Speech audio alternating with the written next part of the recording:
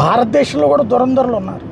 మన దురంధర్ పాకిస్తాన్లో వెళ్ళి చేస్తే మన దేశంలో దురంధరులు మన దగ్గర చేసుకొచ్చారు. నరేంద్ర మోడీ ప్రతిష్టాత్మకంగా తీసుకున్నటువంటి ప్రాజెక్టుని తగలబెట్టడం లేదా ధ్వంసం చేయడం ఇదేదో యాదృచ్ఛికంగా జరిగింది, లేకపోతే అనుకోని ప్రమాదం లాంటిది నేనైతే అనుకోవట్లేదు. ఇప్పటికే కొంతమంది జ్యోతిష్ పండితులు ఆల్రెడీ ప్రస్తావించారు ఈ ఇన్సిడెంట్ జరిగే అవకాశం ఉందన్న. కరెక్ట్గానే జరిగింది. సమస్య ఏంటంటే భారతదేశంలోని ఆయిల్ వనరులను కూడా ధ్వంసం చేసే ప్రయత్నం. 8,500 కోట్ల రూపాయలతో కట్టినటువంటి రిఫైనరీ ఆషామాషి కాదు. అలాంటి దాన్ని ధ్వంసం చేయడం అంటే 2 కోణాలు. ఒకటి ప్రత్యర్థి గ్రూపులకి సంబంధించినటువంటి వాళ్ళు అయి ఉండాలి.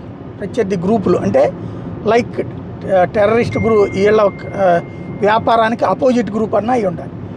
లేదు అంటే కనుక టెర్రరిస్ట్ గ్రూపుల యాక్టివిటీ అన్నా అయి ఉండాలి. ఓవరాల్గా అతి తెలివితేటలు ప్రదర్శించిన వాళ్ళు ఎవరన్నా ఉంటే కనుక పట్టుకోవాలి. యాక్సిడెంట్ అయితే రెస్పాన్సిబిలిటీ ఎవరనేది తేల్చాలి.